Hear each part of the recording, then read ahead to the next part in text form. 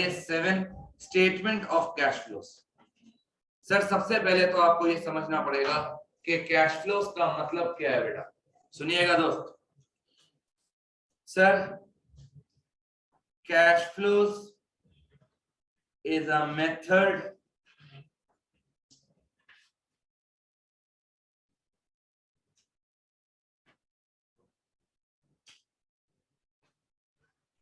cash flows is a method to convert the accounting profit into cash profit. That is the cash available to the company at year end.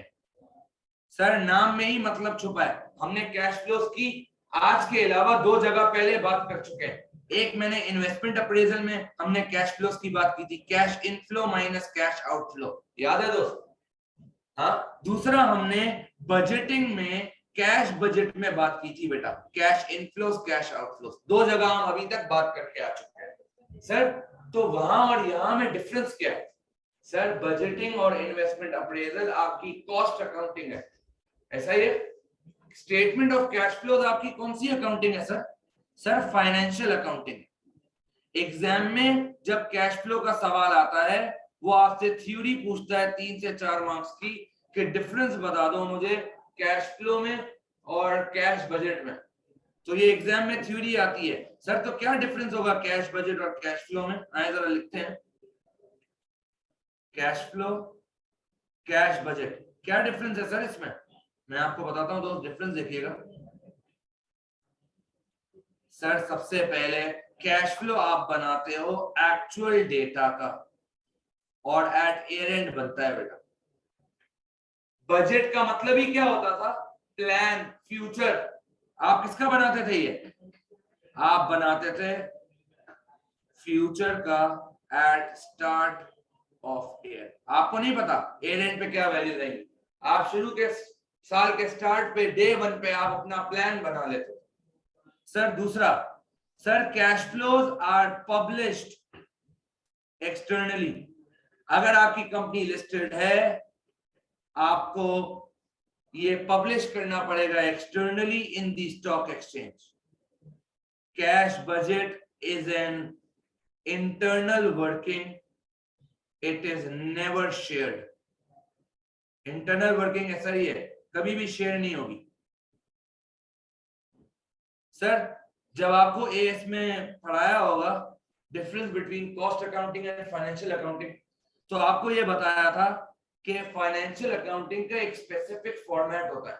जिस तरह income statement का format है, statement of changes in equity का format है, एसओएफपी का format है, इसी तरह कैश फ्लोज भी फाइनेंशियल स्टेटमेंट्स के कंपोनेंट्स हैं। आईएएस 1 में आपको पढ़ाया था दोस्त कि 5 कंपोनेंट्स हैं हमारे फाइनेंशियल्स के, सिर्फ 2 नहीं है। आईएएस से पहले हम समझते थे सिर्फ 2 हैं। पहला इनकम स्टेटमेंट या स्टेटमेंट ऑफ कॉम्प्रिहेंसिव इनकम, दूसरा statement of changes in equity, तीसरा एसओएफपी, चौथा स्टेटमेंट ऑफ कैश फ्लोज, पांचवा नोट्स टू अकाउंट्स। इन सबके फिक्स फॉर्मेट है। वो फॉर्मेट किसने दिए हैं? आईएएस 1 ने दिए हैं भाई। तो जब आईएएस 1 ने फॉर्मेट दिया है तो सर इसका फॉर्मेट क्या होगा? Specific format which needs to be followed।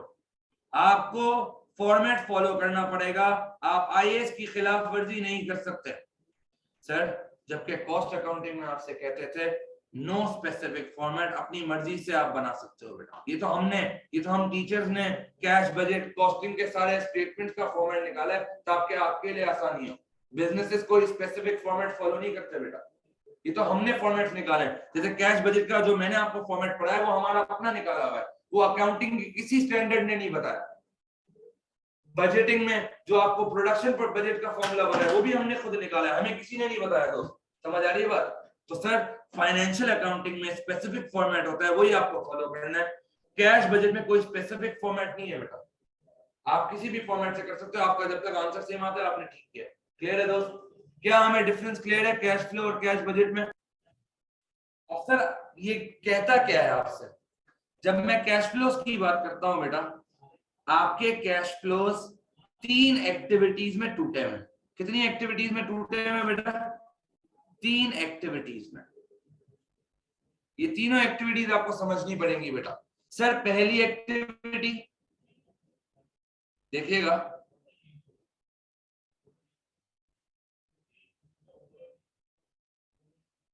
Sir cash flow generated from operational या ऑपरेशंस।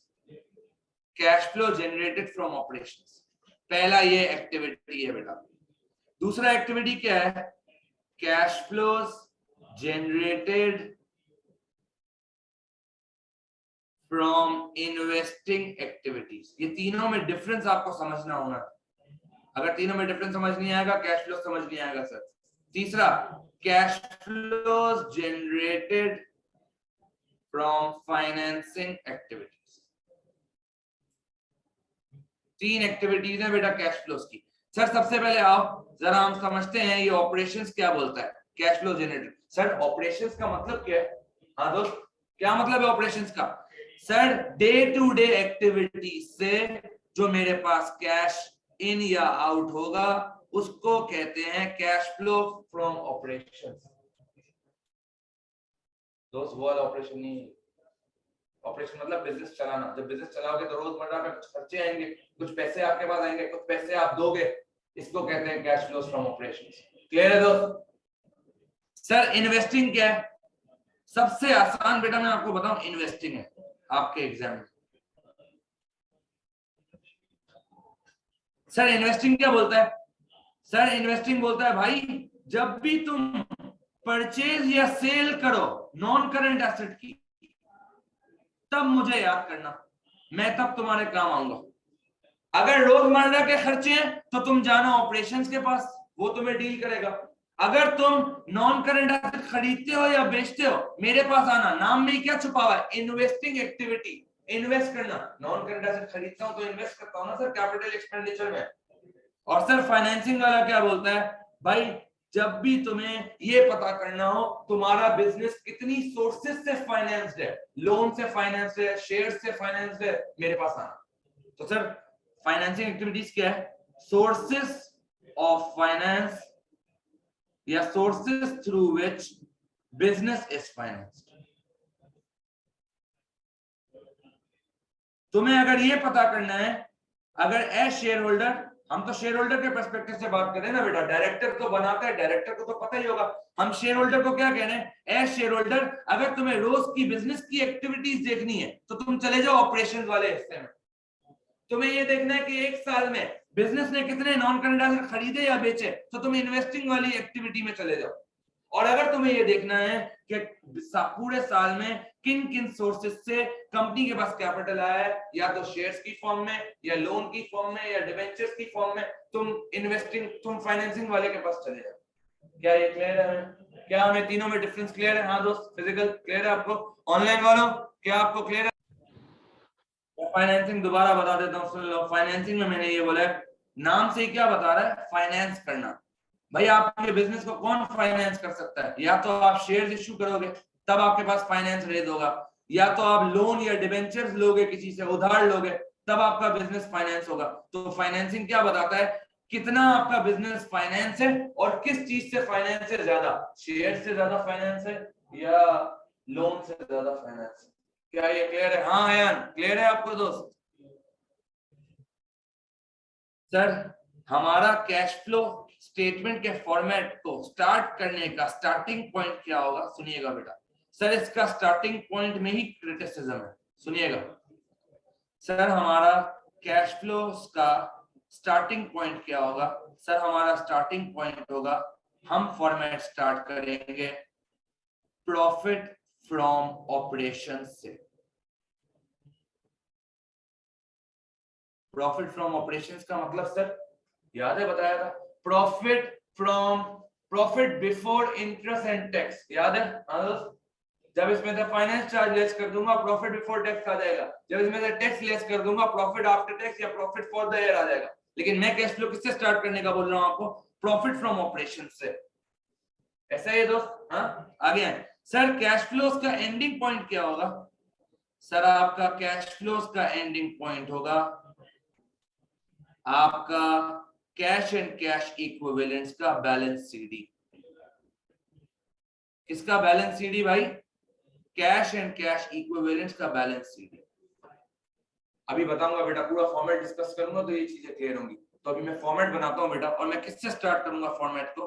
Profit from operations. सुनना बेटा बहुत गौर से, फॉर्मेट सुनिएगा बेटा, एक दफा फॉर्मेट समझ लोगे, बहुत आसान टॉपिक है, कुछ भी नहीं है इसके अंदर, सिर्फ एक दफा प्लीज फॉर्मेट समझ लीजिए। आ जाए, दो कॉलम्स बनाते हैं सना। सबसे पहले हेडिंग डालते हैं बेटा cash flows generated from operating activities. आ जाए दोस्त,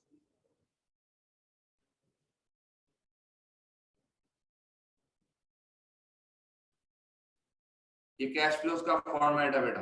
पहले सेक्शन का फॉर्मेट लिखने जा रहा हूं, cash flows generated from operating activities. आपने अभी क्या कहा सर? हमारा कैश फ्लो किससे स्टार्ट होगा? प्रॉफिट फ्रॉम ऑपरेशन से। हाँ दोस्त आ जाए। सर आपको क्या लगता है, क्या ये प्रॉफिट फ्रॉम ऑपरेशंस लेके मैंने सही किया है? हाँ दोस्त जल्दी बताओ, क्या ये प्रॉफिट फ्रॉम ऑपरेशंस लेकर मैंने सही किया है या गलत किया है? गलत किया है दोस्त, सुन ले, मैंने प्रॉफिट फ्रॉम ऑपरेशंस लेकर गलत किया है। क्यों गलत किया है बेटा? सुन लो, रीजन सुनना। आपने अभी क्या पढ़ा? आपने अभी क्या बात की? नाम ही क्या है? Cash flows from operating. रोजमर्रा के खर्चों से कितना पैसा आया, कितना गया। जब आपने प्रॉफिट फ्रॉम ऑपरेशन लिया, आपने गलत किया है बेटा। क्यों गलत किया है? क्योंकि इसमें नॉन कैश एक्सपेंस और नॉन कैश इनकम आ रहा होगा। ऐसा ही है दोस्त, जब आप अकाउंटिंग से प्रॉफिट निकालते हो, याद करो कंपनी में हमने क्या फॉर्मेट पढ़ा था? Sales less COGS. मेरे पास जीपी आ जाता था, जीपी में ऐड अदर इनकम करता था, लेस करता था एडमिनिस्ट्रेटिव एक्सपेंसेस, लेस करता था सेलिंग एंड डिस्ट्रीब्यूशन एक्सपेंस। तो सर क्या इन दोनों के अंदर डेप्रिसिएशन नहीं आता था? हाँ, जबकि डेप्रिसिएशन पढ़ाया है आपको नॉन कैश एक्सपेंस है। जो आप गेन और लॉस ऑन डिस्पोजल लेते हो बेटा बड़े मजे से, ये भी तो non cash expense, non cash income और एक्सपेंस होता है। तो असल में थोड़ी फायदा हुआ होता है आपको, ये तो आप अकाउंटिंग के हिसाब से गेन और लॉस ऑन डिस्पोजल निकालते हो, कैश में थोड़ी इतना गेन या लॉस होगा आपको। क्या ये बात क्लियर है? तो मैं प्रॉफिट फ्रॉम ऑपरेशन अगर ले रहा हूं, मैंने गलत किया। क्यों गलत किया? इसमें नॉन कैश आइटम्स आ रहे हैं सर। आपको क्या करना पड़ेगा? क्योंकि मैं कैश फ्लो स्टेटमेंट बना रहा हूं, आपको इन नॉन कैश आइटम्स को एडजस्ट करना पड़ेगा। बताता हूं अभी। सर अगर एक्सपेंस होगा तो पहले ही माइनस हुआ होगा इसमें से। भाई अगर एक चीज एक्सपेंस है, आपने जब प्रॉफिट फ्रॉम ऑपरेशंस निकाला है, आपने उसको, आपने डेप्रिसिएशन को ऑलरेडी माइनस किया है, जबकि माइनस नहीं होना चाहिए था, because it is a non cash expense. आपका स्टार्टिंग पॉइंट क्या है? प्रॉफिट फ्रॉम ऑपरेशंस है। आपका एंडिंग पॉइंट क्या है? आपको क्या चाहिए? एंडिंग पॉइंट कैश चाहिए। अगर मैं डेप्रिसिएशन को एडजस्ट नहीं करूंगा तो आपका कैश वाला प्रॉफिट नहीं निकलेगा। क्या ये बात क्लियर होती है सर? तो क्योंकि मैं प्रॉफिट फ्रॉम ऑपरेशन स्टार्ट कर रहा हूं, आपका आईएएस कहता है प्रॉफिट फ्रॉम ऑपरेशन से स्टार्ट करो, वो भी गलत बोलता है। तो इसलिए वो क्या कहता है? किसकी एडजस्टमेंट करो? पहले सारे नॉन कैश आइटम्स की। डेप्रिसिएशन पहले आपने लेस किया होगा, अब क्या करूंगा बेटा? इसको ऐड। जितने भी डेप्रिसिएशन एक्सपेंसेस होंगे उनको आप करोगे ऐड। सर ये तो टेंजिबल के लिए हो गया ना, इनटेंजिबल के लिए आपने क्या पढ़ाया था? एमोर्टाइजेशन पढ़ाया था। सर वो भी तो एक्सपेंस है। फर्क क्या है? टेंजिबल के लिए डेप्रिसिएशन निकालता हूं, इनटेंजिबल के लिए क्या निकालता हूं बेटा? एमोर्टाइजेशन। सर दोनों को ऐड बैक कर दूंगा। हाँ दोस्त। सर लॉस ऑन डिस्पोजल होता है, एक्सपेंस में डालते हो बेटा उसको, हाँ प्रॉफिट में से कम करते हो। सही करने के लिए क्या करूंगा? वापस ऐड कर दूंगा लॉस ऑन डिस्पोजल। जब जब आपने लॉस ऑन डिस्पोजल निकाला है, याद रखिएगा वो भी नॉन कैश एक्सपेंस होता है दोस्त, एक्चुअल में थोड़ी होता है वो। Sir what if gain on disposal है? गेन पहले ऐड किया होगा, गेन ऐड किया होगा, नॉन कैश इनकम है, अब हो जाएगा लेस। तो सर ऑपरेटिंग एक्टिविटीज में मैं क्या कर रहा हूं बेटा, देखो प्रॉफिट तो निकल आया ऑपरेशंस, नाम ही क्या है, इस पहले वाले फॉर्मेट का नाम सुनो, cash flow generated from operating, तो भाई प्रॉफिट तो आ गया ऑपरेशन में, जैसे ही इससे नॉन कैश आइटम्स हटा दूंगा मेरे पास कितना पैसा ऑपरेशन से आया है ये पता चल जाएगा। क्या ये क्लियर है? हाँ दोस्त, हाँ ऑनलाइन वालों, क्या आपको क्लियर है ये? सर अभी ऑपरेशंस खत्म नहीं हुआ, अभी 2 चीजें रहती हैं इसमें। अगली चीज बेटा जो ऑपरेशंस में आती है उसको कहते हैं वर्किंग कैपिटल चेंज। क्या कहते हैं दोस्त, क्या कहते हैं sir? Working capital change. Sir अभी तक तो जो भी आपने अफेक्ट लिया है वो अफेक्ट किसका लिया है सर आपने? हाँ दोस्त, वो अफेक्ट किसका लिया है सर? नॉन कैश आइटम्स का लिया है ना। हाँ दोस्त, ये सारे कौन से आइटम्स हैं? ऐसा ही है। हाँ दोस्त, और मुझे किसका अफेक्ट लेना पड़ेगा सर? सर आपको अभी वर्किंग कैपिटल चेंज का अफेक्ट लेना पड़ेगा।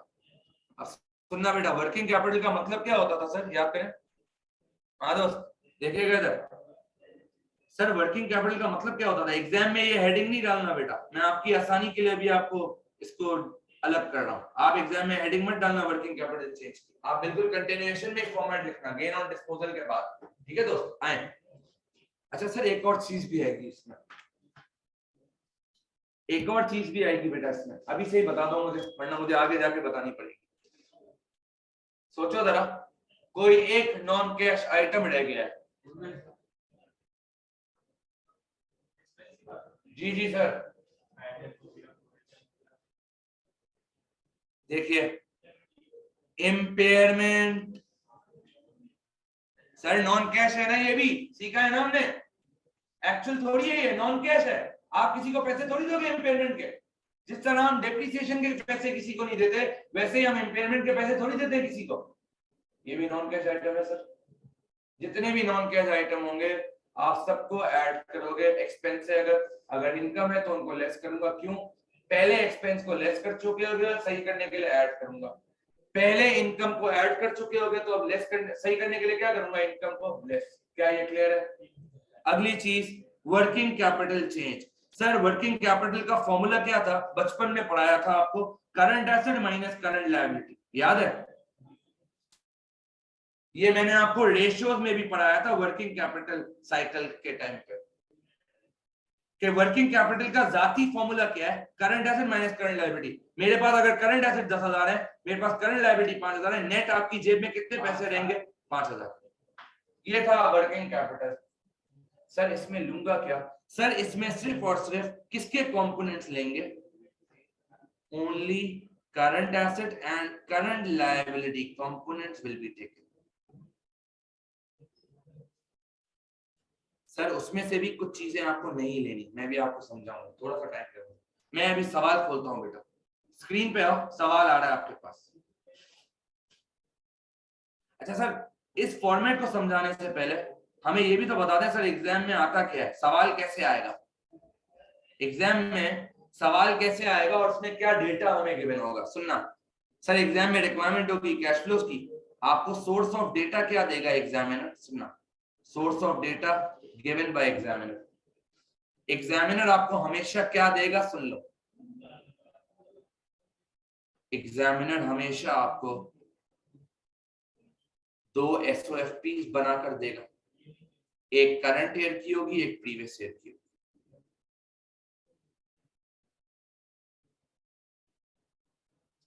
एग्जामिनर आपको करंट ईयर की इनकम स्टेटमेंट या तो पूरी बनाकर देगा या उसका एक्सट्रैक्ट देगा बेटा, पूरी इनकम स्टेटमेंट या छोटा सा उसका पोर्शन। और तीसरी चीज वो आपको देगा बेटा एडिशनल इंफॉर्मेशन।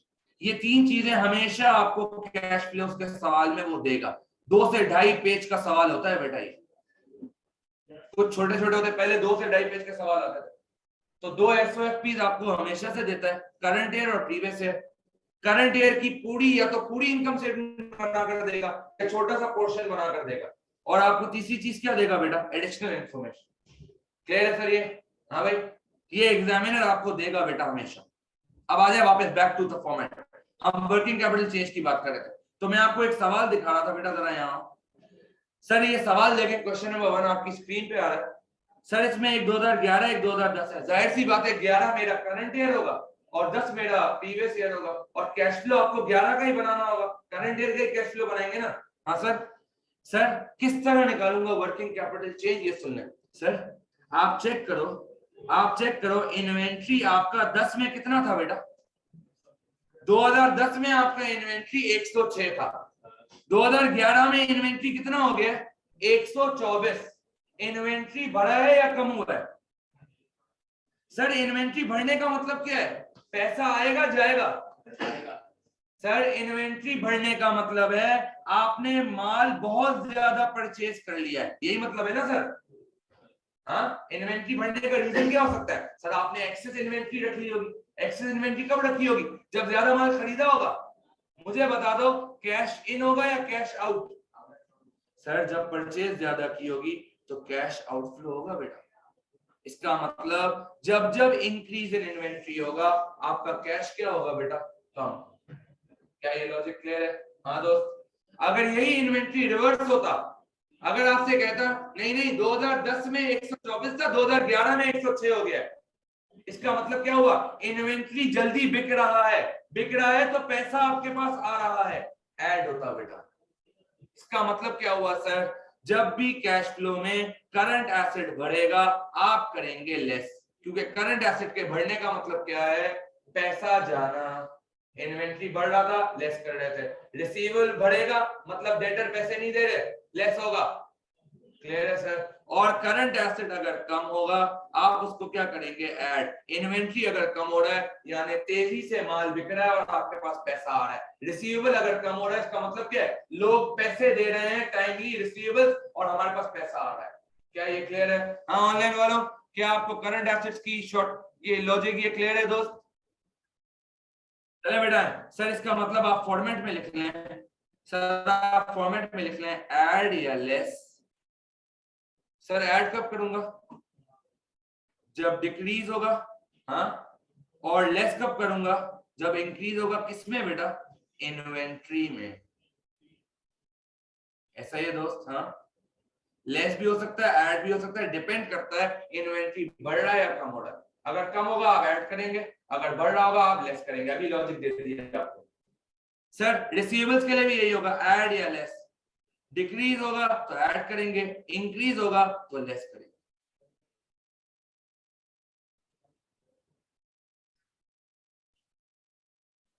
मोबाइल यूज नहीं करो दोस्त, दोनों हो सकते हैं ना बेटा, मैं दोनों पॉसिबिलिटीज लिख रहा हूँ। क्लियर है सर? सर क्या इन्वेंट्री हो गया? रिसीवेबल खुद देख लो बेटा, रिसीवेबल खुद देख लो। पिछले साल कितना था? 82 था। चेक करो इस साल कितना हो गया? कम हो रहा है रिसीवेबल। इसका मतलब सर लोगों ने पैसा दिया तभी रिसीवेबल कम होता है, यानी आपके पास पैसा आया होगा तो रिसीवेबल कम होना यानी करंट एसेट कम होना, आप ऐड करो। क्लियर है लॉजिक बेटा? ऐड लेस की। सर जब आप वर्किंग कैपिटल चेंज करेंगे आप इन्वेंट्री रिसीवेबल्स को ही करेंगे, कभी कैश को कंपेयर नहीं करेंगे। बताऊंगा ये रीजंस का बाद में दूंगा। आपने जो वर्किंग कैपिटल चेंज लिखा है और आपने जो लिखा है only current asset and current liability components, इसमें बैंक को कभी कंपेयर नहीं करना। बैंक और बैंक ओवरड्राफ्ट कभी भी यहां कंपेयर नहीं होगा, आगे जाके बताऊंगा कहां होगा। यहां सिर्फ करंट एसेट में क्या चीजें कंपेयर होंगी? इन्वेंट्री और रिसीवेबल्स। क्या ये क्लियर है? बैंक को यहां कंपेयर नहीं करूंगा, आगे बताऊंगा। ऑनलाइन वालों क्या ये क्लियर है? यहाँ बैंक के अलावा सारे करंट एसेट्स कंपेयर होंगे बेटा। बैंक क्यों नहीं होगा कंपेयर, आगे जाके बताऊंगा। इसी तरह सर इसी तरह जिस तरह करंट एसेट में सिर्फ ये दो कंपेयर होंगे हमेशा, इन्वेंट्री और रिसीवेबल्स, इसी तरह करंट लायबिलिटी में हमेशा पेबल्स कंपेयर होगा, इसके अलावा और कुछ भी कंपेयर नहीं करना। क्लियर हो गई बात सर? हाँ सर, पेबल्स की लॉजिक सुन लेते हैं, आ जाओ जरा। अब देखो यहाँ करंट लायबिलिटी में कितनी चीजें आ रही हैं, पेबल्स भी आ रहा है, टैक्स भी आ रहा है, इंटरेस्ट भी आ रहा है, कैश एंड कैश भी आ रहा है। मुझे सिर्फ और सिर्फ ऑपरेशंस में पेबल्स को कंपेयर करना होगा, ना मैं टैक्स को कंपेयर करूंगा, ना मैं इंटरेस्ट को, ना मैं कैश को। क्या ये बात क्लियर होती है सर? रीजन बाद में बताऊंगा, ठीक है सर? हाँ क्लियर है सर? हाँ सर, पेबल्स की लॉजिक सुनते हैं। सर पिछले साल आपके पेबल्स कितने थे? 56। इस साल पेबल्स बढ़ गए? सर क्या मैंने पैसा पे किया है इनको? सर पैसा पे करता तो पेबल्स क्या होते हैं भाईजान, ये रख देंगे, ये क्या मसला है? बंद कर दो, साइड पर रख दो। सर आप मुझे बताएं, आपका पेबल्स पिछले साल 56 था, इस दफा 63 है, क्या आपने पेबल्स को पैसे पे किए हैं? नहीं, आपने उधार और लिया है, तभी तो लायबिलिटी बढ़ रही है। सर इसका मतलब पैसा आया होगा आपके पास, आप ऐड करें। अगर लायबिलिटी कम होगी, अगर ट्रेड पेबल्स कम होता, इसका मतलब क्या होता बेटा, आपने रीपे किया उनको, जब रीपे किया होगा तो आपका कैश क्या होगा? ये ऑपोजिट है एसेट से। एसेट बढ़ता है लेस करते हो आप, पैसा जाता है एसेट बढ़ने से। यहाँ पे क्या हो रहा है सर? सर यहाँ पे पैसा आ रहा है, पेबल्स, जब माल उधार खरीद दूंगा, पैसे नहीं दूंगा, तो मेरे पास एक तरह से कैश जा तो नहीं रहा ना बेटा, तो सर रिवर्स होगा। सर यहाँ पे डिक्रीज जो है वो लेस होगा बेटा, और इंक्रीज जो है वो क्या होगा? ऐड होगा, इंक्रीज इन पेबल्स।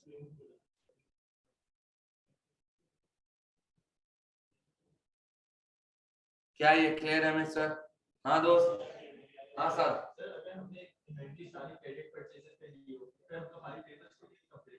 क्या मतलब? अगर पूरी हमने इन्वेंटरी दो इन्वेंटरी भी तो है ना, दो इफेक्ट्स है ना, एक इन्वेंटरी का आना, दूसरा उधार का बढ़ना।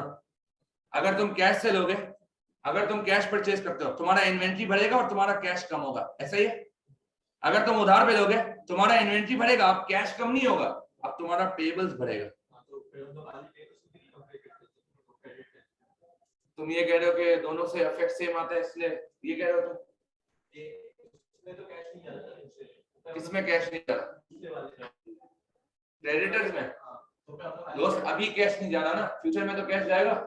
आज आपकी लायबिलिटी बढ़ रही है तो फ्यूचर में वो पैसे आपको देने हैं, आप भाग नहीं जाओगे ये पैसे लेके। क्लियर हो रही है बात? ठीक है, हाँ भाई ऑनलाइन वालों, क्या यहाँ तक क्लियर है? आखिरी दो चीजें जो आप ऑपरेशंस में लोगे, सबसे पहला इंटरेस्ट पेड, दूसरा टैक्स पेड। कुछ टीचर्स बेटा प्रॉफिट फ्रॉम ऑपरेशन से स्टार्ट नहीं करवाते।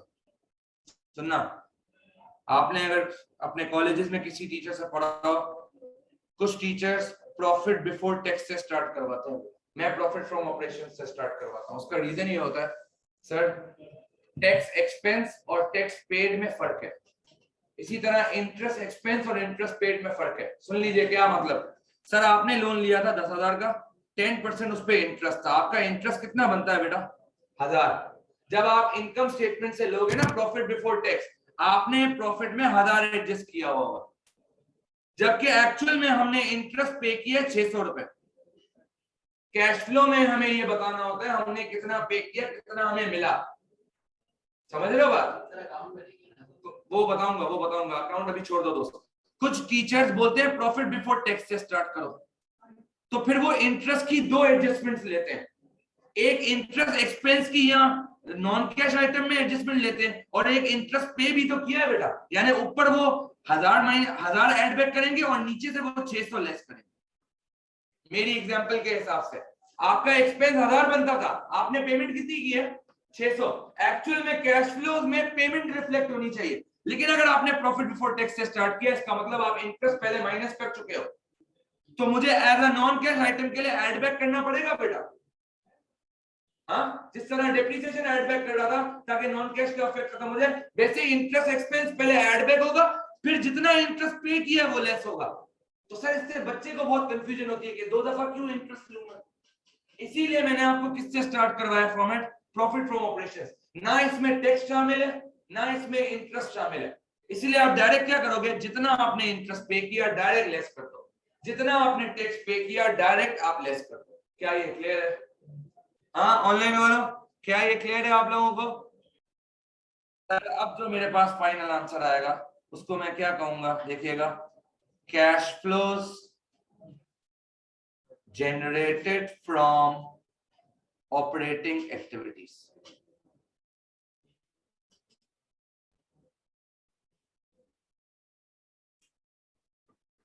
इसको मैं एक कह रहा हूं बेटा, ठीक है, किसी रीजन की वजह से, आगे बताऊंगा।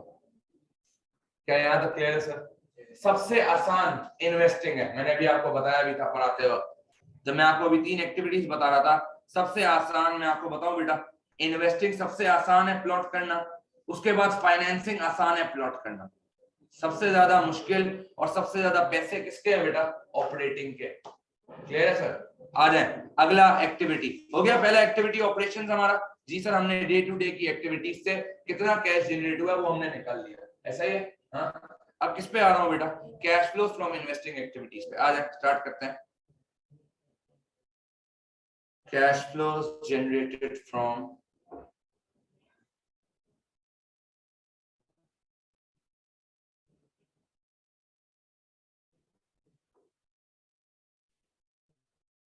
Investing activities.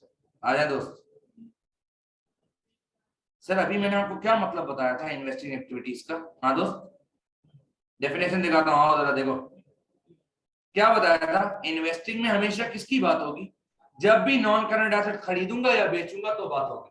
मुझे एक बात बता दो, जब मैं नॉन करंट एसेट खरीदूंगा पैसा आएगा या जाएगा?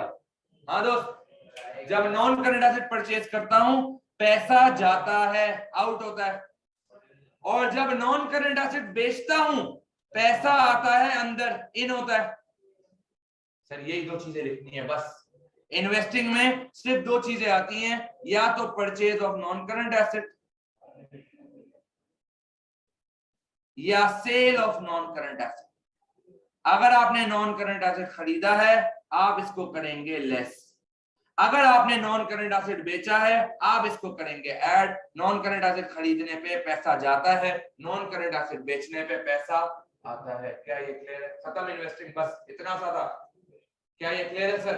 सबसे आसान कैश फ्लोज में एग्जाम में इन्वेस्टिंग है बेटा। तो सर यहां से जो आंसर आया उसको मैं क्या कहूंगा, देखिएगा सर, यहां से जो आंसर आया नेट होके उसको मैं लिख रहा हूं cash flows generated from financing activities, sorry investing activities. Clear है सर? हाँ दोस्त, इसको मैं कह रहा हूं बी बेटा, बताऊंगा अभी ये ए बी क्या है, क्या है ये चक्कर बताऊंगा अभी। क्या यहाँ तक क्लियर है? हाँ दोस्त, फिजिकल वालों आपको क्लियर है, ऑनलाइन वालों क्या आपको क्लियर है? इन्वेस्टिंग में हमेशा 2 चीजें आएंगी। आखिरी आखिरी एक्टिविटी कैश फ्लोज, सुन लीजिए, कैश फ्लोज जनरेटेड फ्रॉम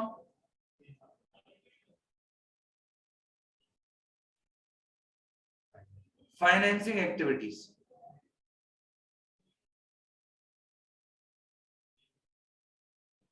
अच्छा सर, इन्वेस्टिंग में एक चीज आगे बताऊंगा आपको, डिविडेंड रिसीव जब आएगा ना तब आपको बताऊंगा कि इन्वेस्टिंग में आता है, वो आगे कॉन्सेप्ट दूंगा, अभी इसको बिल्कुल बेसिक रखो, ठीक है? आगे बताऊंगा।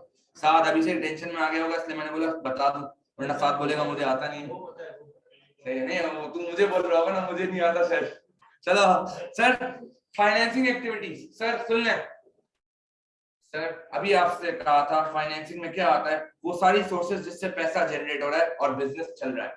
सर बिजनेस या तो शेयर इशू से चलेगा, हाँ सर, ऑर्डिनरी शेयर इशू हो जाए, प्रेफरेंस शेयर इशू हो जाए, आपने कोई लोन ले लिया हो तब भी, या आपने कोई लोन रीपे किया हो, ऐसा ही है। आए जरा बात करते हैं।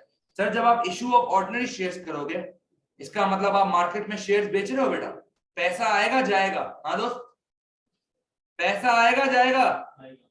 सर चाहे आप ऑर्डिनरी इशू करें चाहे आप प्रेफरेंस इशू करें, जब आप मार्केट में शेयर बेचते हो आपके पास पैसा आता है, ऐड होगा। क्या ये क्लियर है?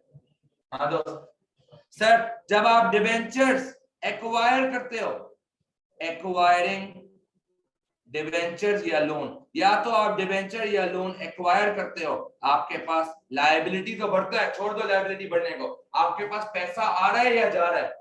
जब आप उधार लेते हो किसी से, जब आप लोन लेते हो, जब आप डिबेंचर लेते हो, आपके पास पैसा आता है, ऐड होगा, ऐसा ही है।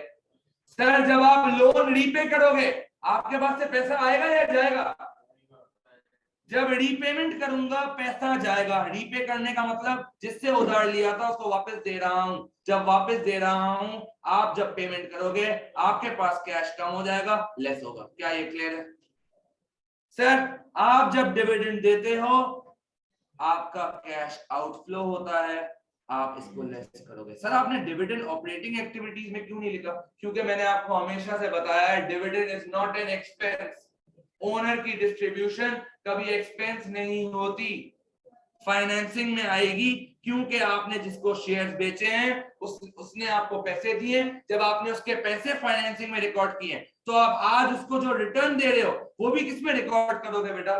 फाइनेंसिंग में। क्या ये क्लियर है? हाँ ऑनलाइन वालों, क्या आपको क्लियर? यहां से जब मैं टोटल करूंगा बेटा, मेरे पास जो वैल्यू आएगी उसको मैं क्या कहूंगा, सुनिएगा सर, इस वाले टोटल को आप कहेंगे cash flows generated from financing activities. Sir इसको मैं सी से डिनोट करता हूं। सर आपका फाइनल आंसर क्या होगा देखिएगा sir. Sir net cash flow आप लिखेंगे, इसके बाद सर नेट कैश फ्लो कैसे निकलेगा? सर आपने ऊपर ए बी सी लिखा है, ए प्लस बी प्लस सी, जब इन सबको नेट ऑफ कर देंगे, माइनस होगा कोई तो माइनस कर देंगे, पॉजिटिव होगा तो प्लस कर देंगे, आपके पास नेट कैश फ्लो आ जाएगा। इस नेट कैश फ्लो में मैं क्या करूंगा बेटा देखिएगा सर, इस नेट कैश फ्लो में आप ऐड करेंगे ओपनिंग कैश यानी बीडी वाला कैश। आपके पास जो आंसर आएगा वो आपके क्लोजिंग कैश से मैच करना चाहिए। आप जो कह रहे थे ना ऊपर सर, हम कैश को कभी भी कंपेयर नहीं करेंगे चेंज इन वर्किंग कैपिटल में, इसलिए कंपेयर नहीं करेंगे कि हम जो है वो कैश को आखिर में लेते हैं। क्या ये क्लियर है? लेकिन सर आपने तो ऊपर इंटरेस्ट और डिविडेंड भी लेने नहीं दिया था सर, उनके टैक्स के इंटरेस्ट के हम अलग से अकाउंट्स बनाते हैं, हम कभी भी इसको ऊपर चेंज में नहीं लेते। क्या ये क्लियर है? हाँ हाँ दोस्तों, आप लोगों को क्लियर है ऑनलाइन वालों? यहाँ पे मेरा कैश फ्लोस का फॉर्मेट खत्म होगा क्लोजिंग कैश, और ये क्लोजिंग कैश आपका मैच होना चाहिए आपके एसओएफपी के करंट ईयर के कैश से, तभी नाम क्लोजिंग कैश लिखा है बेटा। क्या ये क्लियर है? हाँ दोस्त हमारा क्लियर है? हाँ बस ऑनलाइन वालों जल्दी बेटा सुन लो। सर ये फॉर्मेट अधूरा है अगर आपको एक चीज नहीं आती हो, वो चीज है टी अकाउंट्स। आप कैश फ्लो स्टेटमेंट तब तक नहीं बना सकते जब तक आप कोई कुछ सर्टेन टी अकाउंट ना बना लें। जब तक वो टी अकाउंट नहीं बनाएंगे ना, ये मिसिंग फिगर्स कभी कभी होती है वो नहीं डाल सकते आप, तो आपको कुछ टी अकाउंट सीखने पड़ेंगे और हर सवाल में वो टी अकाउंट बनाने पड़ेंगे, नहीं बनाओगे कैश फ्लो का सवाल नहीं हो पाएगा। सर आपसे आ जाए, पहला account non current asset account, और वो भी नॉन करंट एसेट कॉस्ट वाला अकाउंट। दो तरह के नॉन करंट एसेट बनते हैं, एक कॉस्ट का बनता है, एक नेटबुक वैल्यू का। दोनों आपको पता होने चाहिए क्योंकि दोनों में से कोई भी टेस्ट कर सकता है एग्जामिनर कैश फ्लोस के पर्सपेक्टिव से। सर डेप्रिसिएशन के चैप्टर में मैंने आपको पढ़ाया था नॉन करंट एसेट अकाउंट में बीडी यहाँ आता है, सर सीडी यहाँ आता है, सर डिस्पोजल भी ऑन कॉस्ट होता है और यहाँ आता है, सर नया एसेट खरीदा होगा यहाँ आएगा। सर हमें हमें क्या फायदा ये बनाने का? सर फायदा ये होगा आपको बीडी दिया हुआ होगा, आपको सीडी दिया हुआ होगा, आपको डिस्पोजल दिया हुआ होगा, और आप हो सकता है एडिशंस बैलेंसिंग फिगर निकाल लो या आप डिस्पोजल बैलेंसिंग फिगर निकाल लो। इससे होगा क्या भाई, जब तक एडिशंस नहीं निकालोगे इन्वेस्टिंग एक्टिविटीज में purchase of non current asset कैसे डालोगे दोस्त? आपको वो थोड़ी बताएगा, आपको तो टी अकाउंट बनाकर मिसिंग फिगर निकालनी पड़ेगी। क्या ये नॉन करंट एसेट का अकाउंट क्लियर है हमें कॉस्ट वाला? हाँ दोस्त ऑनलाइन वालों क्या आपको क्लियर है? जल्दी चैट पे लिखें।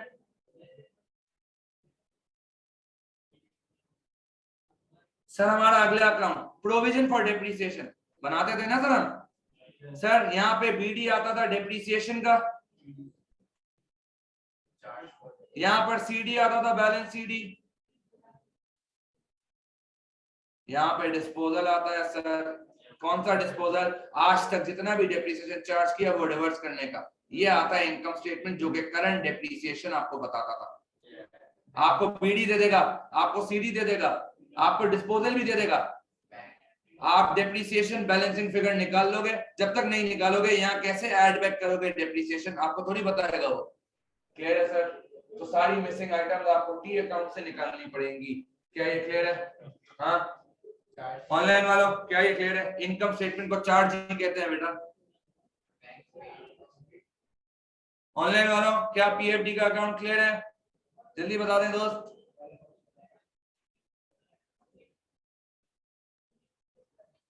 अगला अकाउंट डिस्पोजल का, सर ये क्यों पता होना चाहिए? अबे भाई गेन लॉस कभी निकलवाता है डिस्पोजल अकाउंट से, कभी एसेट कितने का बेचा वो निकलवाता है। अगर आपने डिस्पोजल अकाउंट बनाना नहीं आएगा, आप ना यहाँ गेन लॉस रिकॉर्ड नहीं कर सकते बेटा, ये लॉस ऑन डिस्पोजल और गेन ऑन डिस्पोजल। अगर आपको डिस्पोजल अकाउंट बनाना नहीं आ सकता होगा, आता होगा, आप sale of non current asset record नहीं कर सकोगे कि बेचा कितने का था, पैसा कितना मिला था यहाँ से।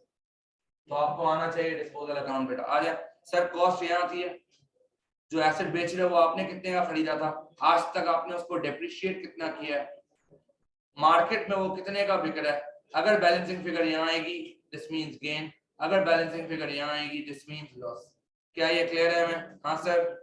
ऑनलाइन वालों क्या आपको क्लियर है? तुम लोगों को क्लियर है बेटा? ऑनलाइन वालों क्या क्लियर है? चैट पे लिखें।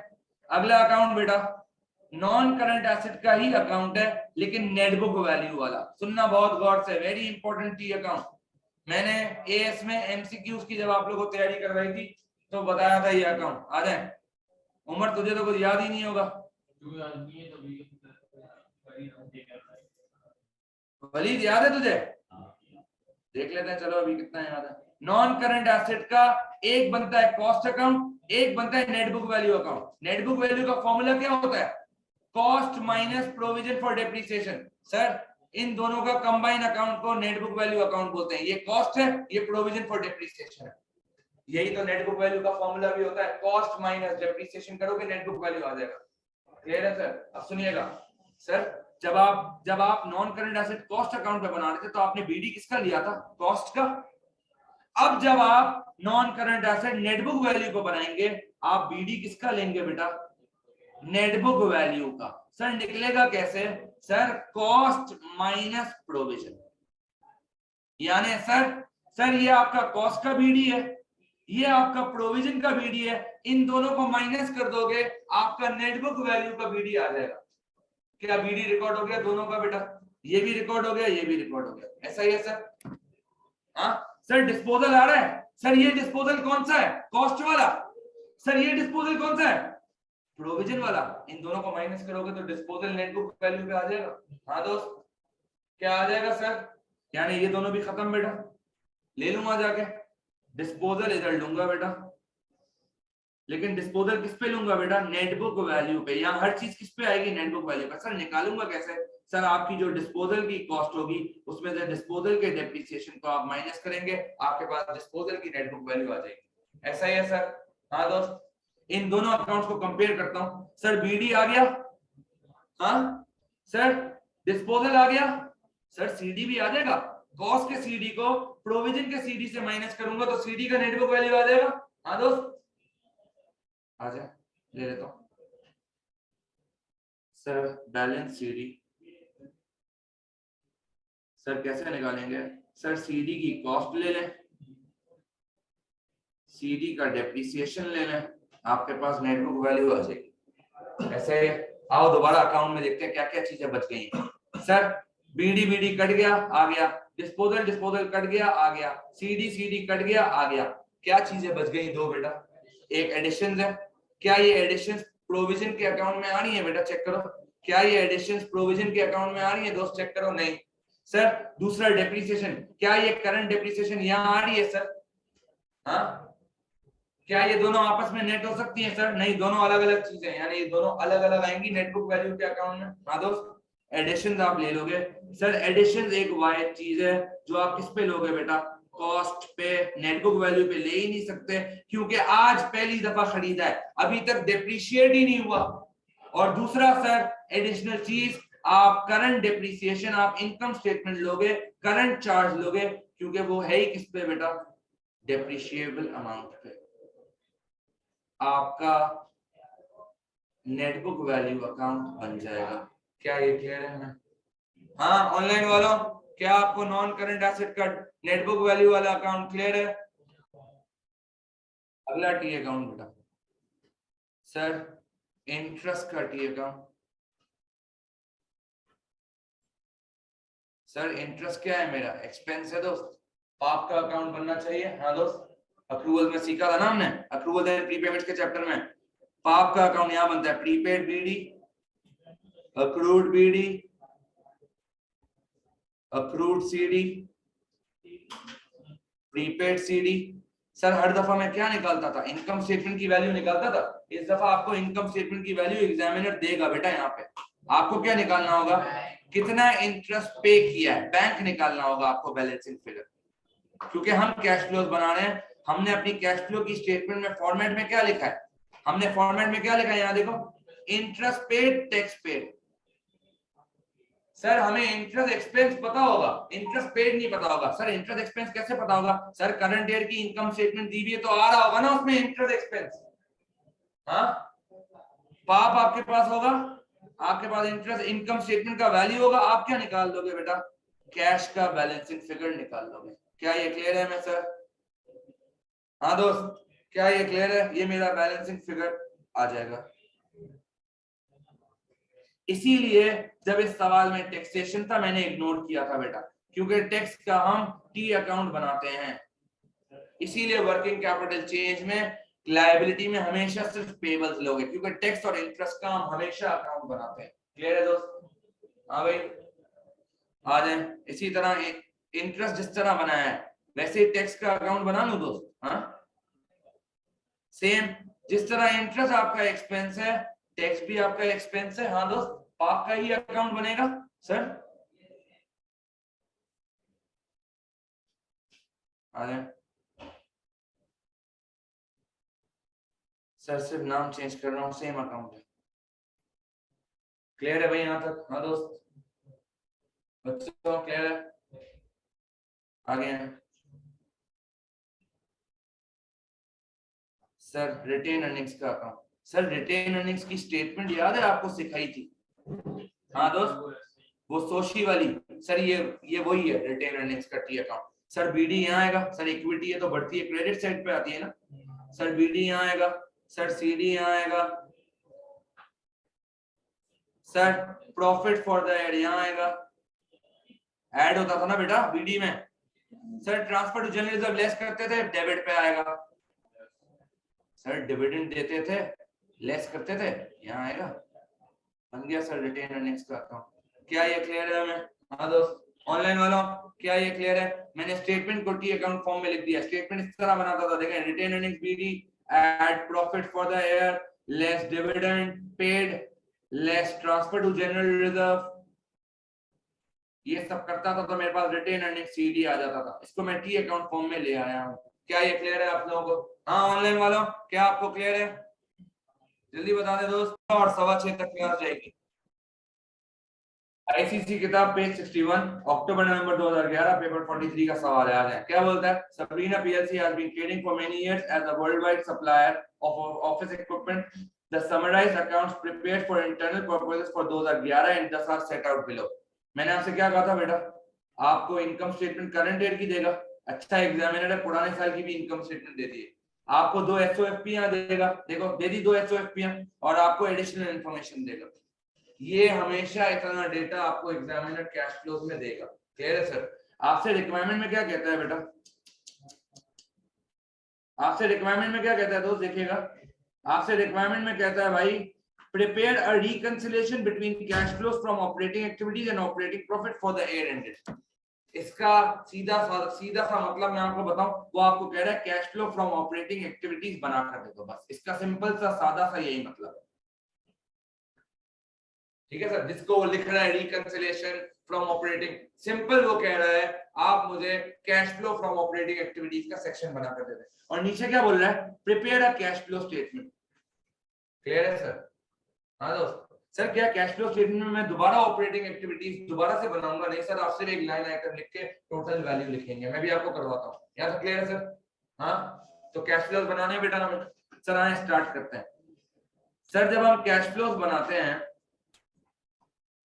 सुन लीजिए, जब हम कैश फ्लोज बनाते हैं बेटा, हमारा कैश फ्लो का स्टार्टिंग पॉइंट क्या होता है सर? मैंने अभी बताया था आपको। हाँ दोस्त, कहां से स्टार्ट करता हूँ कैश फ्लोज को? बोलो भाई, ऑपरेटिंग प्रॉफिट से स्टार्ट करता हूं। आपको ढूंढना पड़ेगा सर ऑपरेटिंग प्रॉफिट है भी या नहीं है एग्जाम में। आ जाए, दिया हुआ है, आप अपने सामने पेज खोलें, आपको ऑपरेटिंग प्रॉफिट दिख रहा होगा बेटा। अबे क्या बकरे की तरह कर रहा है? आ रहे हैं हेडिंग, कैश फ्लोज, सबसे पहले तो ये हेडिंग आएगी बेटा, कैश फ्लोज जनरेटेड फ्रॉम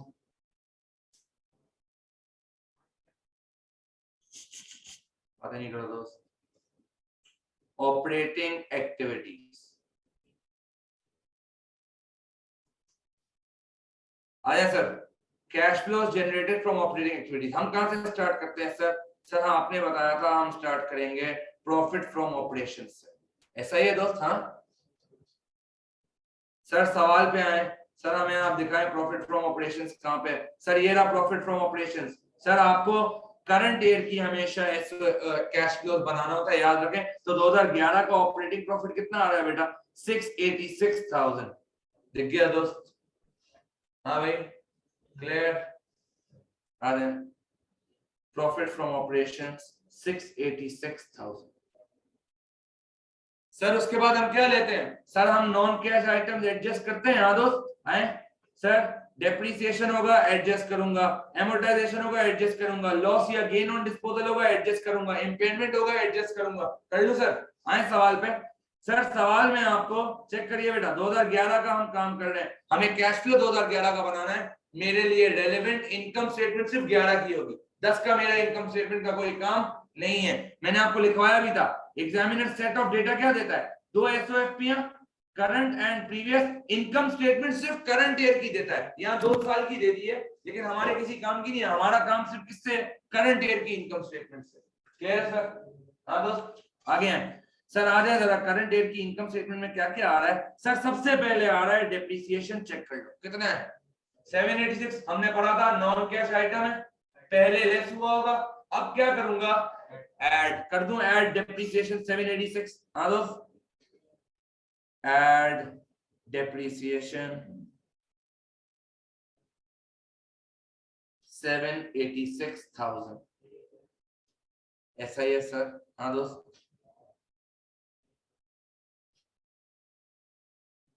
ऐसा ही है भाई।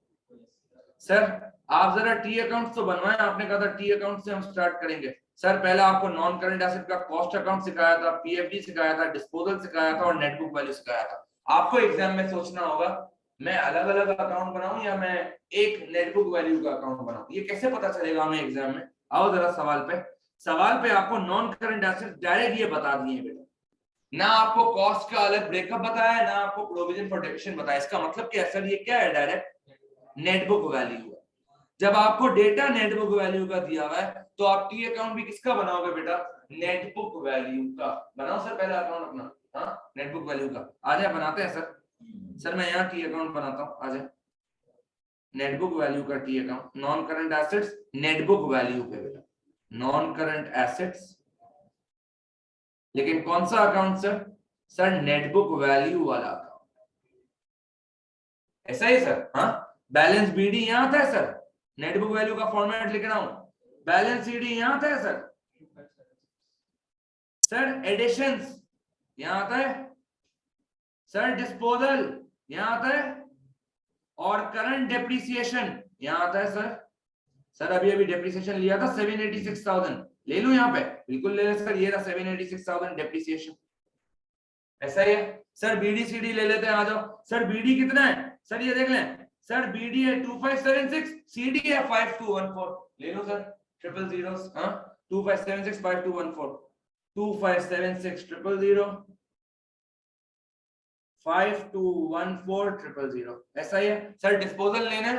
हाँ दोस्त आओ जरा सवाल पे क्या बोलता है? Non current asset costing 40,000 with accumulated depreciation of 25,000 but sold during the year. आपने नॉन करंट एसेट बेचा है, क्या मैं यहाँ डिस्पोजल में 40,000 लिखूं? क्या मैं यहाँ डिस्पोजल में 25,000 लिखूं? नहीं सर, आप नेटबुक वैल्यू का अकाउंट बना रहे हैं, आप नेटबुक वैल्यू लिखेंगे। कैसे निकालूंगा net book value? Sir cost minus depreciation formula था, याद है? कॉस्ट है 40, आज तक डेप्रिसिएशन 25 लगाई है, नेटबुक वैल्यू 15,000 आ जाएगी। क्या ये क्लियर है सर? हाँ दोस्त, इससे क्या बैलेंसिंग फिगर निकल जाएगी सर हमारी? सर एडिशंस हमारी बैलेंसिंग फिगर निकलेंगी, जो कि कहां काम आएंगी बेटा? इन्वेस्टिंग एक्टिविटीज में, purchase of non current asset. Clear है दोस्त? वैल्यू बताओ बेटा कितना आ रहा है? 3439 3439 ये मेरी बैलेंसिंग फिगर आ गई। हाँ ऑनलाइन वालों, क्या आपको क्लियर है बेटा? जल्दी बता दे दोस्त। सर हमने नॉन करंट एसेट बना लिया। सर अगला डिस्पोजल का अकाउंट बनाकर दिखा दें आप। सर आप डिस्पोजल क्यों बना रहे हैं? आओ बताता हूँ डिस्पोजल क्यों बनाना। सर डिस्पोजल में क्या आता है? कॉस्ट, जो अभी आपने एसेट बेचा उसकी कॉस्ट 40 थी, हाँ, उसका एक्यूमुलेटेड डेप्रिसिएशन कितना था? 25। सर कितने का बेचा है ये पता है आपको? नहीं पता, लेकिन उसने मुझे गेन लॉस दिया है। आ जाओ सर, उसने आपको profit on disposal of non current asset दिया। कितना डिस्पोजल पे गेन हुआ है हमें? 15,000 का। सर डिस्पोजल का गेन लिख लो यहाँ पे 15,000। Sir gain 15,000। बेटा मैंने एसेट कितने का बेचा, क्या ये मैं निकाल सकता हूँ? जब आप इन्वेस्टिंग एक्टिविटीज बनाओगे उसमें sale of non current asset लेते हो तो कितने का बेचा है वो है ये प्राइस।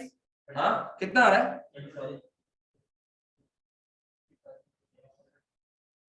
क्या ये क्लियर है सर? हाँ दोस्त, क्या ये क्लियर है भाई? ऑनलाइन वालों क्या आपको क्लियर है दोस्त? जल्दी बता दें चैट पे। सर अब आगे के टी अकाउंट्स बाद में बनाते हैं, जरा आए पहले स्टेटमेंट बनाते हैं। सर प्रॉफिट फ्रॉम ऑपरेशन ले लिया, एड डेप्रिसिएशन। सर और क्या लिया था आपने? सर एमोर्टाइजेशन लिया था। क्या इस सवाल में कोई इंटेंजिबल है? सर इंटेंजिबल ही नहीं है तो कह रहा है एमोर्टाइजेशन सर, ऐसा ही है। उसके बाद गेन लॉस ऑन डिस्पोजल ले लूं सर? सवाल पे आए तो गेन ऑन डिस्पोजल दिया हुआ है, पहले आपने ऐड किया था, अब क्या करूंगा बेटा? Less gain on disposal. कितना बेटा? 15,000। सर कोई इम्पेयरमेंट नहीं है? हाँ सर कोई इम्पेयरमेंट नहीं है। वर्किंग कैपिटल चेंजेस अगला चीज होता है हमारा, ये देखें हमारे फॉर्मेट में अगला चीज क्या है बेटा? Working capital change. और इसमें सिर्फ 3 चेंजेस के ऊपर ही कंपेयर करता हूं, इन्वेंट्री, रिसीवेबल और पेबल। ऐसा ही है? हाँ दोस्त आ जाए, चेक करते हैं इन्वेंट्री बढ़ रहा है कम हो रहा है। सर आप आए जरा, करंट ईयर में आपको पता चला पिछले साल आपका इन्वेंट्री 227 था, इस दफा कितना हो गया? 441। इन्वेंट्री इंक्रीज हुआ है डिक्रीज हुआ है? हाँ दोस्त इंक्रीज हुआ है। हमने पढ़ा था इंक्रीज इन इन्वेंट्री का मतलब कैश जा रहा है, लेस होगा। आ जाए जरा चेक करते हैं, लेस इंक्रीज इन इन्वेंट्री कितना था? ऑर्डर कितना हो गया? 441 हो गया, पहले कितना था? सर कितने से इंक्रीज हो गया बता देंगे? 2,14,000 माइनस करूंगा। हाँ दोस्त 14। क्या ये क्लियर है सर? रिसीवेबल्स पे आए सर रिसीवेबल्स पे आए। सर रिसीवेबल 369 था, 361 था, 639 हो गया है। अगेन इंक्रीज हो रहा है, रिसीवेबल का इंक्रीज होने का मतलब लेस होगा दोस्त। हाँ 639 minus 361, 639 minus 361 less increase in receivables. कितने से इंक्रीज हो रहा है? 270। सर माइनस कर दूंगा। हाँ दोस्त क्या याद है? क्लियर है सर? आगे आए पेबल्स पे।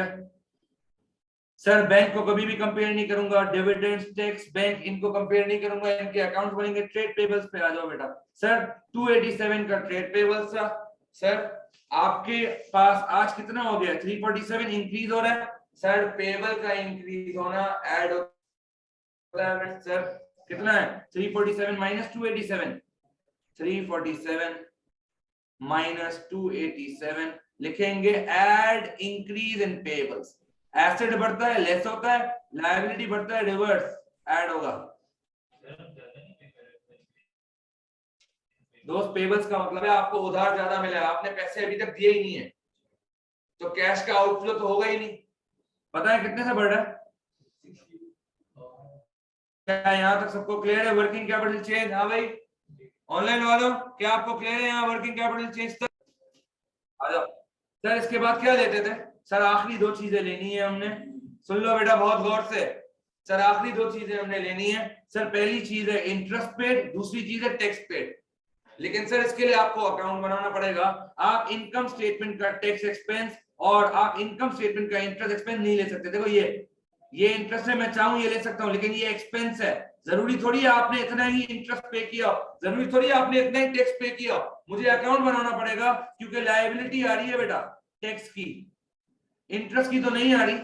आप चेक कर लो, इंटरेस्ट का कोई पेबल नहीं है, यानी जितना एक्सपेंस होगा उतना ही पे किया होगा। हाँ चेक करो, करंट लायबिलिटी में ना करंट एसेट में इंटरेस्ट आ रहा है, इसका मतलब कोई अक्रूड कोई प्रीपेड नहीं है। यानी मतलब क्या हुआ, जितना इंटरेस्ट आपका एक्सपेंस है 225 उतना ही आपका पेमेंट भी होगी बेटा, क्योंकि अक्रूड प्रीपेड नहीं है। तो मैं डायरेक्ट जाके लिख दूं less interest paid, T account बनाने की जरूरत ही नहीं है क्योंकि कोई प्रीपेड अक्रूड नहीं है। लेस इंटरेस्ट पेड कितना बेटा 2,25,000।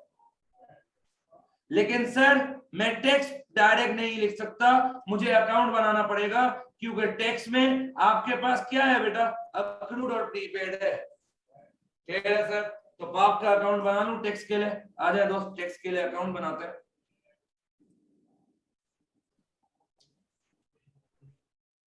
सर पाप का अकाउंट बनाएंगे, आ जाए sir. Prepaid BD,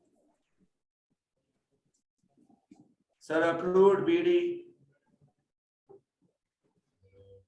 sir accrued CD, sir prepaid CD. Sir यहाँ इन कितना टैक्स है वो यहाँ आता है बेटा, और आप आराम से यहाँ से क्या निकाल लेंगे, bank as a balancing figure आप निकाल लेंगे। क्लियर है दोस्त? हाँ क्लियर है सर? में आओ जरा वैल्यूज डालते हैं दोस्त, आ जाए भाई जरा वैल्यूज डालते हैं। सर टैक्स में आप चेक करें, करंट लायबिलिटी का मतलब क्या होगा बेटा, अक्रूड। हाँ दोस्त, अगर एक्सपेंस लायबिलिटी में आता है यानी अक्रूड एक्सपेंस है ना सर। बीडी कितना है चेक करो 94, सीडी कितना है 103, ले लो अक्रूड बीडी 94 और accrued CD 103। Accrued BD 94,000, accrued CD 1,03,000। Asset में कुछ भी नहीं है यानी ना प्रीपेड बीडी है ना प्रीपेड सीडी है, ऐसा ही है सर। उसके बाद इनकम स्टेटमेंट की वैल्यू ले लूं, जाए जरा चेक करें इनकम स्टेटमेंट में कितना टैक्स आ रहा है। इनकम स्टेटमेंट में टैक्स आ रहा है 103, ये पे नहीं है ये एक्सपेंस है। इनकम स्टेटमेंट में लिखता हूं 103, बताओ बेटा कितना आ रहा है पेमेंट। दो इनकम स्टेटमेंट से उठाया है। अब बेटा ये कोइंसिडेंस है, ये हर दफा सेम नहीं आएगा, ये कोइंसिडेंस है। कितना सर आपका एक्सपेंस बनता था 1,03, लेकिन आपने टैक्स अथॉरिटीज को इस दफा कितना टैक्स पे किया, सिर्फ 94,000। क्या ये क्लियर है? हाँ ऑनलाइन वालों क्या ये क्लियर है? चैट पे लिख दे जल्दी से। लेस टैक्स पेड कितना बेटा 94,000। सर क्या मेरा कैश फ्लो फ्रॉम ऑपरेटिंग खत्म हो गया? करें जरा बेटा इनको ऐड माइनस और मुझे टोटल बता दें। Cash flows from operating activities, इसको ए नाम दे रहा हूं बेटा, जल्दी से बता दें सर कितना आ रहा है। कितना है दोस्त? 586,000 सर 586,000 पॉजिटिव आ रहा है। क्या यहाँ तक आ रहा है दोस्त? सर अब अगली चीज cash flows from investing activities, आ जाए cash flows from investing activities, आ जाए दोस्त।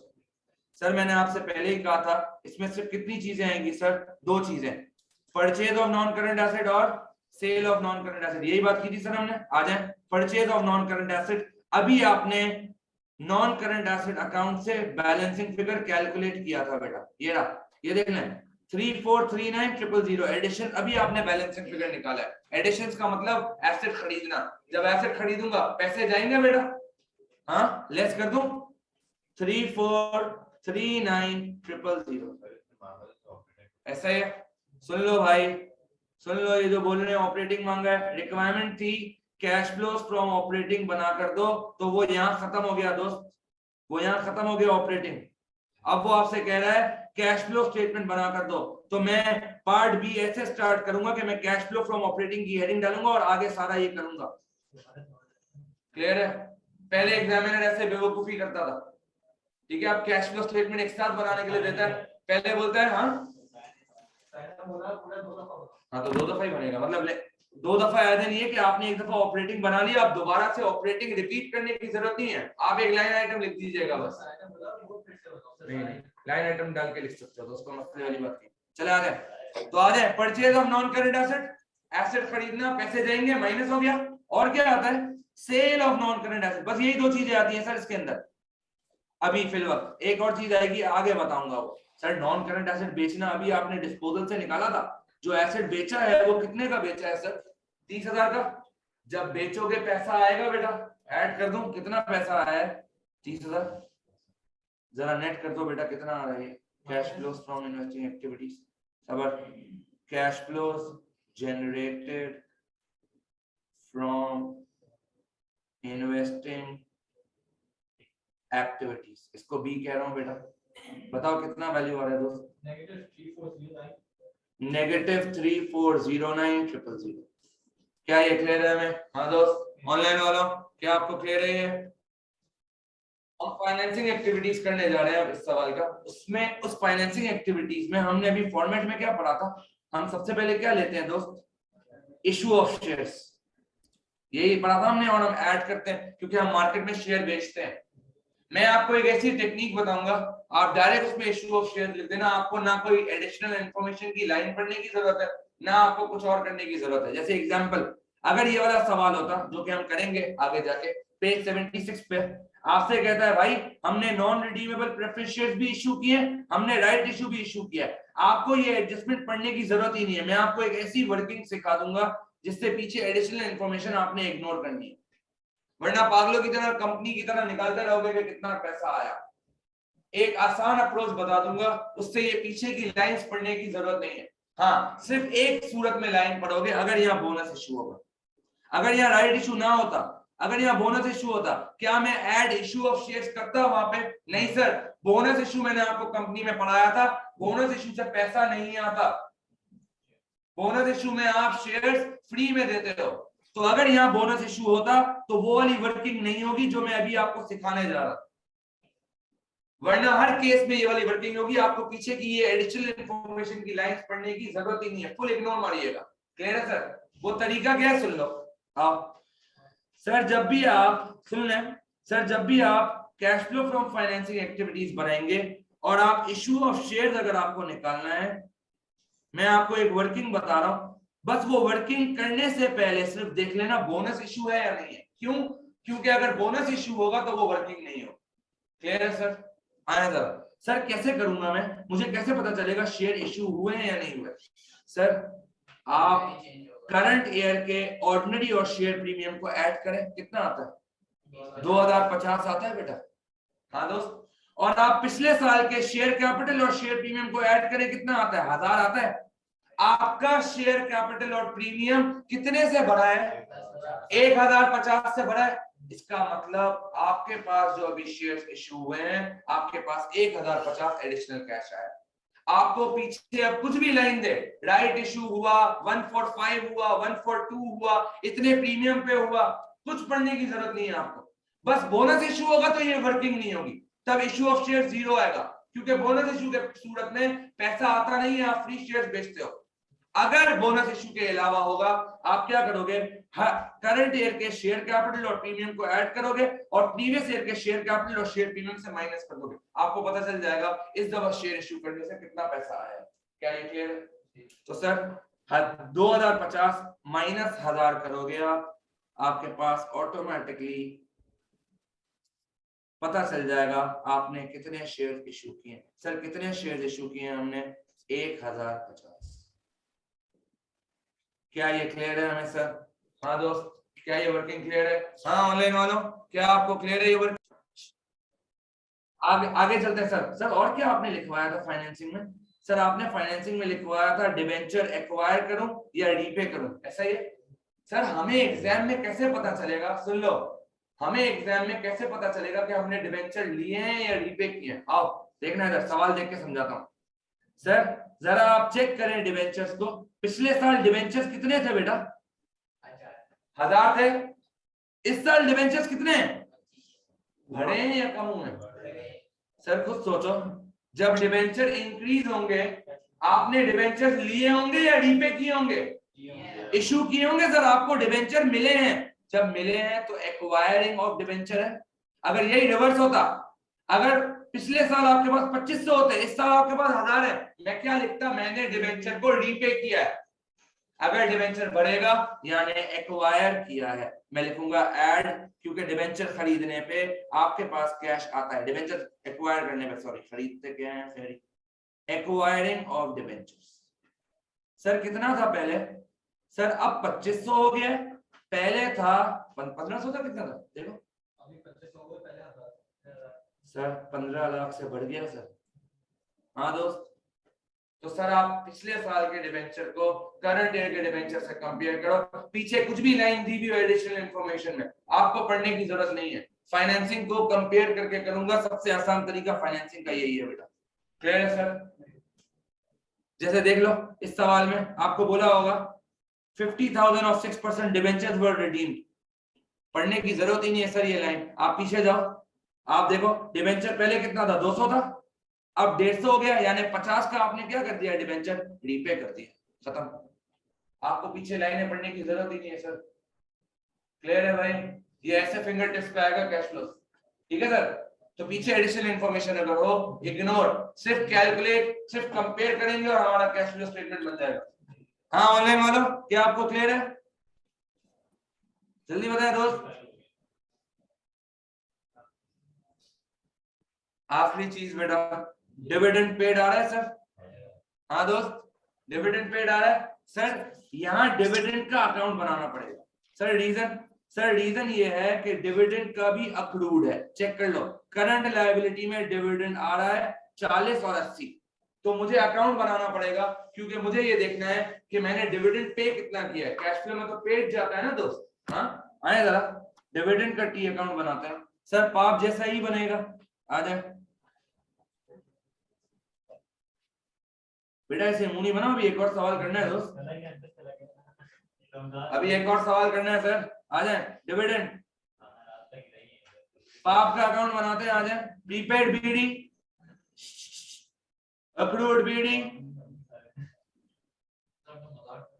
Accrued CD, prepaid CD. Sir आप इनकम स्टेटमेंट लिखते हैं, इनकम स्टेटमेंट नहीं आएगा, डिविडेंड कहाँ आता है बेटा, सोशी में आता है दोस्त। हाँ ऐसा ही आए जरा आगे, सोशी है, पुराने जमाने में अप्रोप्रिएशन अकाउंट आता था, पुराने सवाल करेंगे तो आपको अप्रोप्रिएशन बनाकर वो देगा, सोशी 2016 के बाद से आई है बेटा। आ जाए सर, डिविडेंड का चेक करो सर, चेक करें डिविडेंड का, सर कितना है, अक्रूड बीडी 40 और अक्रूड सीडी कितना है बेटा 80। अक्रूड क्यों है सर, लायबिलिटी है ना, तो बीडी में 40 लिख दूं, सीडी में 80 लिख दूं सर, 40 80। प्रीपेड कुछ भी नहीं है, आ गया, रुक जा भाई, सर चेक करें कितना डिविडेंड आ रहा है आपके पास एप्रोप्रिएशन में, 160 आ रहा है, लिख दूं एप्रोप्रिएशन या सोशी की जगह 160। हाँ दोस्त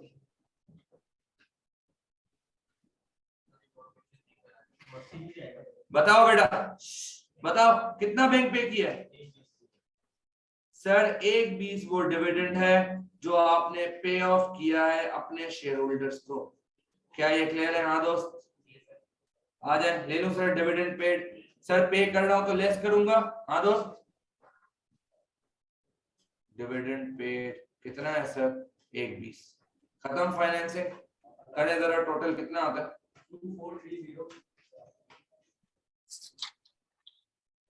2430,000। सर क्या लिखूं इसको, cash flows from financing activities,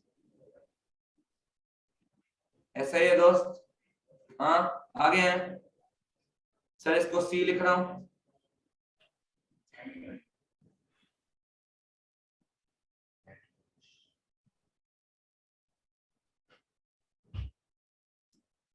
आ जाए इसको सी लिख देते हैं सर, नेट कैश फ्लो निकाल लूं। हाँ दोस्त, नेट कैश फ्लो क्या था, ए प्लस बी प्लस सी, सर यहां चेक करें सर, ए पॉजिटिव है, बी नेगेटिव है, सी पॉजिटिव है, करें जरा इन सबका सम, कितना आता है net cash flow, positive negative, sir आप इन तीनों को नेट करें, आपका नेट कैश फ्लो आएगा 393,000 नेगेटिव। सर इसमें हम क्या ऐड करते हैं? Opening cash. यार तुम दोनों सुधर जाओ, मैं ना ऐसे मुंह पे चमाटे लगाऊंगा ना तुम लोग के। खड़ा हो ना यहां से, खड़ा हो, आगे आगे बैठ। नेट कैश फ्लो आ गया, ऐड करूंगा ओपनिंग कैश। सर चेक करें, सर दो कहां गया सवाल, ये रहा सवाल, आ जाए सर ये देख लें। सर 2010 में चेक करो बैंक पॉजिटिव था नेगेटिव था, चेक करें। 2010 में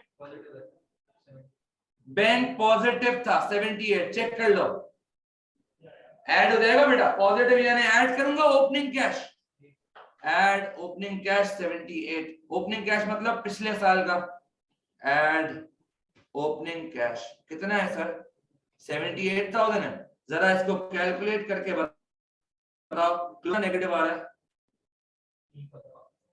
सर मेरा क्लोजिंग कैश आ रहा है नेगेटिव, यानी ओवरड्राफ्ट आ रहा है 315। आपको चेक करना पड़ेगा आपका ये आंसर मैच होता है या नहीं होता। सर किससे मैच होगा? सर क्लोजिंग कैश का मतलब क्या है? आपने opening cash current SOF previous SOFP से लिया, तो क्लोजिंग कैश कहां से मैच होना चाहिए? करंट ईयर की एसओएफपी। आओ जरा करंट ईयर एसओएफपी पे। गलत किया दोस्त, किसी ने कैलकुलेशन एरर किया, चेक करो, कैलकुलेशन एरर किया, चेक करो। नेट कैश फ्लो 393 नहीं होगा साथ।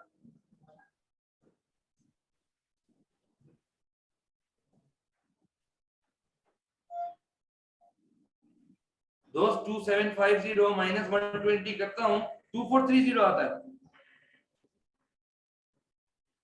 ये कर दे रहा भाई, एक सेकंड होल्ड कर।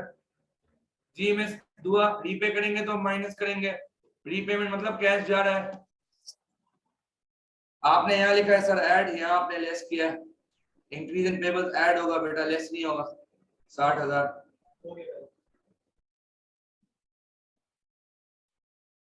हमने यहाँ ब्रैकेट बना दिया था जबकि ऐड करना है इसको।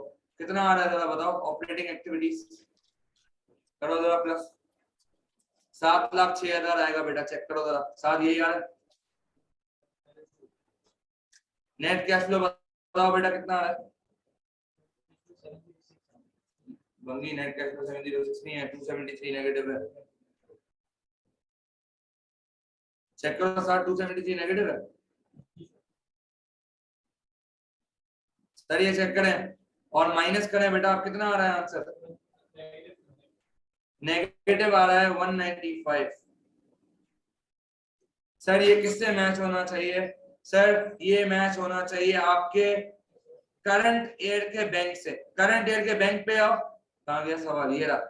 करंट ईयर के बैंक पे आओ बेटा, ये रहा। कितना बैंक आ रहा है? 195, और 195 करंट लायबिलिटी में आ रहा है बेटा, यानी नेगेटिव। क्या मैच हो रहा है हमारा? यस। ये मैच नहीं होगा, इसका मतलब आपने गलत किया। क्या ये क्लियर है? हाँ ऑनलाइन वालों, क्या ये क्लियर है आप लोगों को बेटा?